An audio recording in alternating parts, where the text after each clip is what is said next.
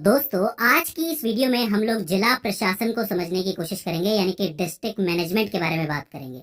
हम ये समझने की कोशिश करेंगे कि एक जिले का पूरा कार्यभार किस प्रकार लोगों में विभाजित होता है, कौन कौन से इसके विभाग होते हैं और उन विभागों की अध्यक्षता कौन करता है, ये समझने की कोशिश करेंगे। सबसे पहले तो किसी भी जिले का जो प्रमुख या मुखिया होता है वो जिला अधिकारी होता है। ये जिला अधिकारी भारतीय प्रशासनिक सेवा का अधिकारी होता है, यानी कि आईएएस ऑफिसर होता है। ठीक है। अब इस जिले का संचालन करने में जिले के अन्य विभागों के जो अधिकारी होते हैं वो जिला अधिकारी की सहायता करते हैं, मतलब आईएएस ऑफिसर की सहायता करते हैं। अब जिला अधिकारी के अंतर्गत कौन कौन से विभाग आते हैं? देखो, तीन तरीके के विभाग होते हैं किसी भी जिले के अंदर। एक होता है राजस्व विभाग, यानी कि रेवेन्यू डिपार्टमेंट। एक होता है विकास विभाग, यानी कि डेवलपमेंट डिपार्टमेंट। और एक होता है कानून व्यवस्था या फिर कानून विभाग, जिसे आप जुडिशियल सिस्टम भी कह सकते हो। अब ये जो जिला अधिकारी होता है ये इन तीनों विभागों को संभालता है। अब ध्यान से समझना, इनको संभालता है। राजस्व विभाग को जब ये संभालेगा तब ये डिस्ट्रिक्ट कलेक्टर कहलाएगा, यानी कि डीसी साहब कहलाएंगे। जब ये विकास विभाग को संभालते हैं, विकास विभाग के काम देखते हैं, तब ये डिस्ट्रिक्ट ऑफिसर कहलाते हैं या फिर चीफ डिस्ट्रिक्ट ऑफिसर, जिसको आप सीडीओ या फिर डीओ कह सकते हो। ठीक है। और जब ये कानून व्यवस्था को संभालते हैं तब ये डिस्ट्रिक्ट मजिस्ट्रेट कहलाते हैं, यानी कि डीएम कहलाते हैं। एक ही व्यक्ति अलग अलग विभागों में अलग अलग काम के लिए अलग अलग नाम से पहचाना जाता है। ठीक है, तो याद रहेगा डिस्ट्रिक्ट कलेक्टर, डिस्ट्रिक्ट ऑफिसर और डिस्ट्रिक्ट मजिस्ट्रेट, ये चीज हो जाती है। अब जो राजस्व विभाग होता है इसके कुछ मुख्य कार्य होते हैं, जैसे कि भूमि की माप लेना। अब आपको पता है, शहर हो या गांव हो, किसी भी तरीके का जिला हो, वहाँ पे भूमि की माप लेनी होती है, भूमि के सारे कार्य करने पड़ते हैं। इसके अलावा खसरा, यानी कि जमीन को नंबर देना होता है, यानी कि एक तरीके से जमीन की आइडेंटिटी हो जाती है, पहचान हो जाती है कि इतने नंबर पे है। और एक है खतौनी का काम, जिसमें जमीन के कागज बनते हैं, ये तो आपको पता होगा। इसके अलावा जो टैक्स होता है, लगान होता है, वो राजस्व की वसूली होती है, वो सब भी राजस्व विभाग ही करता है। अब ये काम डिस्ट्रिक्ट कलेक्टर करता कैसे है? तो देखो, इसके लिए पूरे लेवल बने हुए हैं। सबसे नीचे विलेज लेवल पे, यानी कि गांव के लेवल पे पटवारी होता है, जो सारे कार्य देखता है, भूमि की माप देखता है, रिपोर्ट रिपोर्ट तैयार करता है। वो रिपोर्ट वो देता है कानून गो को। अब कानून गो भी एक पोस्ट होती है, आपको पता है, रेवेन्यू ऑफिसर क्लर्क होता है वो, उसको ये रिपोर्ट जाती है। फिर ये कानून गो जो रिपोर्ट है तहसीलदार को देता है। तहसीलदार डिवीजन का होता है, वो मैं अभी आपको बताऊंगा। और ये तहसीलदार उस रिपोर्ट को किसे देता है? एसडीसी या फिर एसडीएम को देता है। ठीक है, एसडीसी या एसडीएम जो होता है वो असिस्टेंट डायरेक्टर होता है। जैसा कि मैंने आपको बताया कि अलग अलग विभाग में एक ही कलेक्टर को अलग अलग नाम से जाना जाता है, डीसी, डीओ, डीएम। इसी तरीके से उसका जो असिस्टेंट होता है वो भी अलग अलग नामों से जाना जाता है। यहाँ पे आप इसको एसडीसी या फिर एसडीएम कह सकते हो, मेनली तो एसडीएम हम लोग कहते हैं, तो उसे असिस्टेंट कलेक्टर कहा जाता है। और ये असिस्टेंट कलेक्टर किसे रिपोर्ट देता है? डायरेक्ट डिस्ट्रिक्ट कलेक्टर को, यानी कि डीसी को देता है। तो ये पूरे लेवल बने हुए हैं कि कौन किसके पास किस तरीके से काम करेगा। इसके बाद आता है विकास विभाग, यानी कि डेवलपमेंट डिपार्टमेंट। इसमें क्या होता है कि सभी को समान अवसर देने हैं विकास के, तो इस चीज की जिम्मेदारी डिस्ट्रिक्ट ऑफिसर की होती है। जैसे कि विधायिका में कोई कानून बना है कि एक योजना बनी है सबके लिए, एक कानून बना है, तो उस कानून का ठीक से पालन भी करवाना है और लोगों को समानता भी देनी है, अवसर भी देने हैं। ये काम डिस्ट्रिक्ट ऑफिसर को देखना पड़ता है। इसके अलावा पानी, बिजली, सड़क, शिक्षा, स्वास्थ्य, इन सब की सुविधा देनी होती है। इन सब के अपने विभाग बने हुए होते हैं। पानी का विभाग होता है, बिजली का होता है, सड़क का भी होता है, परिवहन जिसको आप कहते हो, शिक्षा का होता है, स्वास्थ्य का होता है। तो डिस्ट्रिक्ट ऑफिसर को ये देखना होता है कि ये सारी सुविधाएं और समान अवसर सबको मिल रहे हैं कि नहीं। इनके नीचे भी कई अधिकारी होते हैं जिनके बारे में मैं अभी आपको थोड़ी देर में बताऊंगा। इसके अलावा जो आय, जाति, निवास प्रमाण पत्र बनते हैं वो सब भी डीओ ही प्रदान करता है, मतलब ये कार्य भी उन्हीं के विभाग के अंतर्गत आता है। तो ये होता है आपका विकास विभाग। इसके बाद आता है आपका कानून व्यवस्था या फिर कानून विभाग, जहाँ पे ये डिस्ट्रिक्ट मजिस्ट्रेट का रोल निभाते हैं। इनको करना ये होता है कि जिले में व्यवस्था और शांति बनाए रखने का काम इनको करना होता है। अगर किसी तरीके की असामाजिक गतिविधि हो रही है तो उसको रोकने का कार्य इनको करना होता है। तो इन तीनों विभागों को अकेला जिला अधिकारी संभालता है, बहुत सारे अधिकारियों की मदद से। अब हम जानते हैं एक एक करके कि इनके अधिकारी होते कौन है और किस स्तर पे काम करते हैं। देखो, सबसे पहले हम बात करते हैं राजस्व विभाग के सभी अधिकारियों के बारे में। तो देखो, सबसे ऊपर होता है जिला अधिकारी, यानी कि डिस्ट्रिक्ट कलेक्टर, जिसको आप डीसी साहब कहते हो। अब जो जिला होता है वो कई तरीके के डिविजन्स में बटा हुआ होता है। मतलब एक बहुत बड़ा जिला है तो इकट्ठा चलाने से अच्छा है कि उसको हिस्सों में तोड़ा जाए, और जो हिस्से होते हैं वो डिवीजन कहलाते हैं। उन डिवीजन के अंदर बैठता है आपका एसडीएम यानी कि सब डिविजनल मजिस्ट्रेट। ये जो एसडीएम होता है ये सभी डिविजन्स का कार्य देखता है, उसको इकट्ठा करता है और किसको रिपोर्ट करता है, डीसी साहब को यानी कि डिस्ट्रिक्ट कलेक्टर को करता है।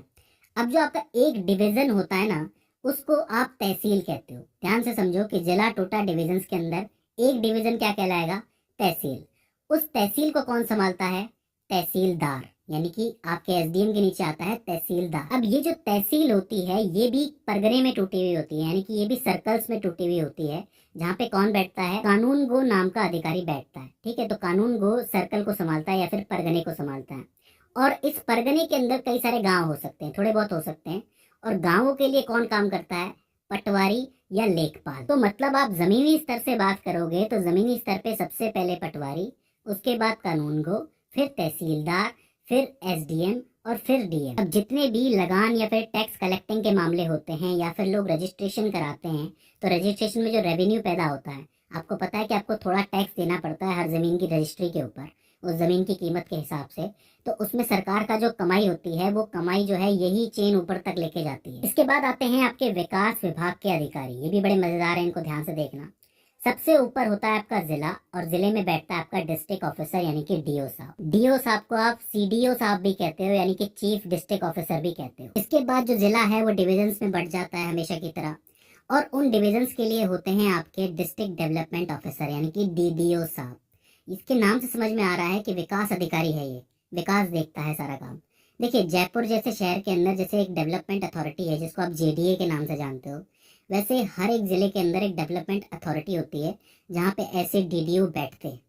ठीक है, इसके बाद ये जो डिवीजन है ये ब्लॉक में बैठते हैं, और ब्लॉक में कौन बैठते हैं, ब्लॉक डेवलपमेंट ऑफिसर्स बैठते हैं जिनको आप बीडीओ साहब कह सकते हो।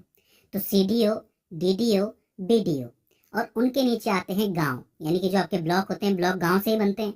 तो गांव में कौन बैठता है, विलेज डेवलपमेंट ऑफिसर यानी कि गांव का विकास करने वाला अधिकारी। इनको आप कहते हो वीडीओ साहब। तो ये आप आसानी से याद रख सकते हो, सीडीओ, डीडीओ, बीडीओ और वीडीओ, चार ही अधिकारी इसके अंदर होते हैं जो हर स्तर के ऊपर विकास देखते हैं, विकास की सारी गतिविधियां देखते हैं। इसके अलावा कुछ एक अन्य अधिकारी भी होते हैं जो विकास विभाग में अपनी भूमिका निभाते हैं। एक होते हैं आपके सीएमओ साहब यानी कि मुख्य चिकित्सा अधिकारी, चीफ मेडिकल ऑफिसर। इनका काम ये होता है कि स्वास्थ्य को देखना होता है, स्वास्थ्य व्यवस्था को देखना होता है। इसके अलावा बेसिक शिक्षा अधिकारी होते हैं जो बेसिक शिक्षा को देखते हैं। जिला विद्यालय निरीक्षक होते हैं जो जिले के सारे विद्यालयों का निरीक्षण करते हैं, स्पेशली 9वीं से 12वीं तक के लिए। और आखिर में आते हैं समाज कल्याण अधिकारी जो कि छात्रवृत्ति देते हैं, वृद्धावस्था पेंशन देते हैं, जो समाज का कल्याण करते हैं हर तरीके से। तो ये भी एक इम्पोर्टेंट अधिकारी होते हैं। तो ये सारे मिलके विकास विभाग को संभालते हैं। तो आपका विकास विभाग पूरा हो जाता है। अब आपको याद रह जाएगा, याद रखना, सीडीओ, डीडीओ, बीडीओ और वीडीओ। इसके बाद आखिर में आती है कानून व्यवस्था। ये भी बड़ी मजेदार है, इसको भी याद रखना आसान है। देखिए सबसे पहले होता है जिला।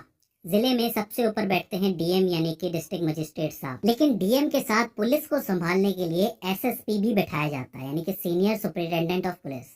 लेकिन मान लो अगर जिला छोटा है तो उनकी जगह पे एसपी साहब को बैठा दिया जाएगा। ठीक है, तो इस बात को याद रखना है कि जिला बड़ा है तो एसएसपी और छोटा है तो एसपी, तो ऊपर दो लोग हो गए। इसके बाद जिला जो है सर्कल्स में टूटता है, सब डिविजन्स में टूटता है, जिसको आप वृत्त भी कहते हो। उनमें बैठते हैं एसडीएम और डीएसपी, यानी कि सब डिविजनल मजिस्ट्रेट हो गए एसडीएम तो, और डीएसपी कौन हो गए, डेप्यूटी सुपरिटेंडेंट ऑफ पुलिस। ठीक है, इसके बाद ये जो वृत्त है आपके सब डिवीजन है ये थाना क्षेत्र के अंदर टूटते हैं। थाने के जो क्षेत्र होते हैं उनके अंदर मेनली इंस्पेक्टर बैठता है और एसएचओ बैठता है। अब एसएचओ वो होता है जिसके 3 स्टार्स होते हैं। इसके अलावा अगर वो 3 स्टार नहीं है तो वो एसओ कहलाता है, स्टेशन ऑफिसर कहलाता है। एक स्टेशन हाउस ऑफिसर एसएचओ और एक स्टेशन ऑफिसर एसओ। और फिर जो थाना क्षेत्र होता है इसके अंदर भी कई सारी चौकियां होती हैं। तो उन चौकी में कौन बैठता है, एएसआई यानी कि असिस्टेंट सब इंस्पेक्टर। तो ये जो आपको पूरी चेन दिख रही है, जिला, जिला के बाद सब डिविजन यानी कि सर्कल्स, उसके बाद थाना क्षेत्र, उसके बाद थाने क्षेत्र के अंदर चौकी, ये सारे मिलके कानून व्यवस्था को संभालते हैं। अब इसके अंदर एक बात ध्यान देने वाली है, वो ये है कि अगर मान लो कि जिले की आबादी 10 लाख से ज्यादा है तो यहाँ पे एसएसपी या एसपी की जगह डीसीपी बैठता है, directly deputy commissioner of police बैठता है। क्योंकि यहाँ की जनसंख्या बहुत ज्यादा है तो डीसीपी की जरूरत पड़ती है। और नीचे आपको डीएसपी दिख रहा है सब डिवीजन के लेवल पे, इसकी जगह कौन बैठता है, एसीपी बैठता है। एसीपी का नाम आपने सुना होगा, तो वो एसीपी बैठता है। तो याद रखना, बहुत बड़े जिले हो जाते हैं जब 10 लाख से ऊपर की आबादी आ जाती है, तो डीसीपी और एसीपी बैठाए जाते हैं। तो दोस्तों, ये हो जाते हैं तीनों विभाग और तीनों विभागों के अधिकारी। आई होप आपको पूरी चेन समझ में आई होगी कि कौन कहाँ किस तरीके से कार्य करता है। अगर इसके बाद भी इसमें आपको कोई कंफ्यूजन आता है, कोई क्वेरी आती है या फिर हमसे कोई गलती हो जाती है, तो आप हमें कमेंट सेक्शन के अंदर बता सकते हैं। तो दोस्तों, आज की इस वीडियो के अंदर बस इतना ही। सी यू इन द नेक्स्ट।